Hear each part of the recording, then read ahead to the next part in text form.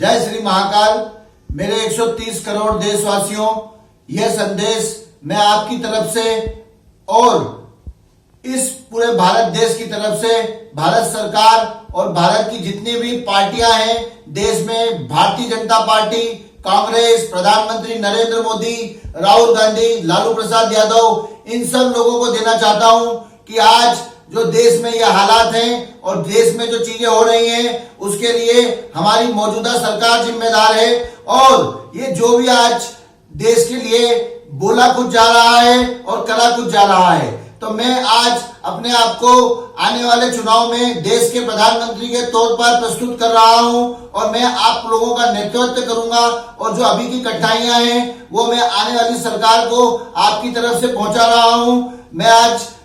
क्योंकि लोकतंत्र है और लोकतंत्र में अपने विचारों को अभिव्यक्ति करने की स्वतंत्रता है, इसीलिए मैं अपने विचारों को आप लोगों के माध्यम से इस देश के हर नागरिक तक पहुंचाना चाह रहा हूं कि आज हमारा देश एक ऐसी स्थिति से गुजर रहा है और देश में जो स्थिति ये बनी है, इस स्थिति के पीछे हमारे नेता लोग क्या कर रहे हैं, वो नेता लोगों की क्या जिम्मेदारी होना चाहिए, उसको लेकर हम आज ये बात कर रहे हैं। तो दोस्तों, आज देश का जो, मैं मोदी जी को भी ये बोलना चाहता हूं कि जो देश का मध्यम वर्गीय इंसान है, आज उस मध्यम वर्गीय इंसान के लिए कोई पैकेज नहीं है। आज देश के मध्यम वर्गीय को अपनी ईएमआई भी भरना है, देश के मध्यम वर्गीय को अपने बच्चों की स्कूल की फीस भी भरना है, देश के मध्यम वर्गीय को किसी भी प्रकार की कोई छूट नहीं दी गई है, पहली बात। तो दूसरी बात यह कि देश का जो स्मॉल ट्रेडर्स है, जो छोटा खुदरा व्यापारी है, उसके लिए सरकार ने अभी तक कोई राहत पैकेज नहीं घोषित किया है। छोटे व्यापारी के लिए आज सबसे बड़ी समस्या है कि उसकी दुकान बंद है, उसकी दुकान में जो सामान है उसका भी इंटरेस्ट जा रहा है, उसके एम्प्लॉय की भी उसको तनख्वाह देना है और उसके बाद में उसको अपनी दुकान का, अगर उसने लोन पे ली हुई है तो उसको लोन का पैसा भी चुकाना है, या दुकान किराए पे ली हुई है तो किराया चुकाना है। पर सरकार ने अभी तक उसके लिए कोई भी व्यवस्था या किसी भी तरह का कोई पैकेज नहीं दिया है, सिर्फ जीएसटी का पैसा वापस दिया है, वो तो सरकार उनका खुद का पैसा था। तो आज देश में जो नोटबंदी हुई उसका कोई फायदा नहीं हुआ, जो देश में आज जीएसटी लगा उसका कोई फायदा नहीं हुआ, देश के मध्यम वर्गीय को बहिष्कार किया। दूसरी बात, जो हमारी सरकार ये एनपीआर जो देश को बांटने के लिए, हम सब हिंदू जो है वो हिंदू भी हैं, सिख भी हैं, मुसलमान भी हैं और ईसाई भी हैं, सबसे पहले हम एक सच्ची आत्मा है। तो नरेंद्र मोदी जी, मैं आपको ये मैसेज देना चाहता हूं कि भारत में रहने वाला हर आदमी भारत का इंसान पहले है, वो एक आत्मा है, बाद में वो हिंदू मुस्लिम में अमित शाह जी उसको डिवाइड करें, कोई डिवाइड करने की जरूरत नहीं है। आप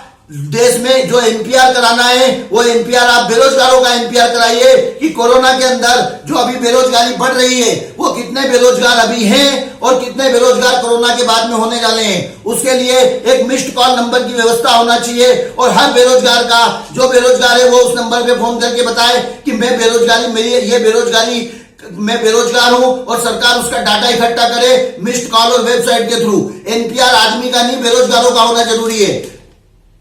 देश में जो आर्थिक असमानता हो गई है कि किसी आदमी को 1.5 लाख रुपए मिल रहा है, किसी आदमी को 1,000 रुपए भी नहीं मिल रहा है, उसको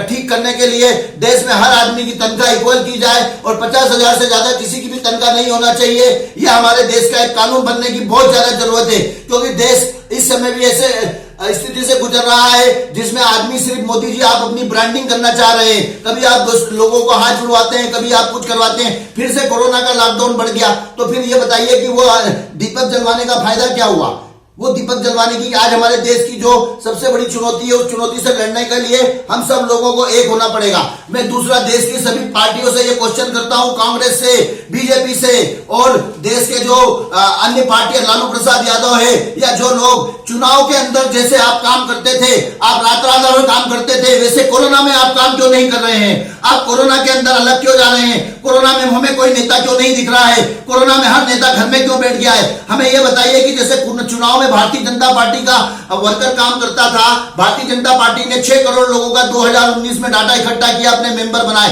तो वो बेरोजगारों का डाटा क्यों नहीं बना रहे हैं मोदी जी? वो बेरोजगार कहां पर जाएंगे? हमें मोदी जी से ये जवाब चाहिए, देश की जनता ये जवाब मांग रही है आपसे।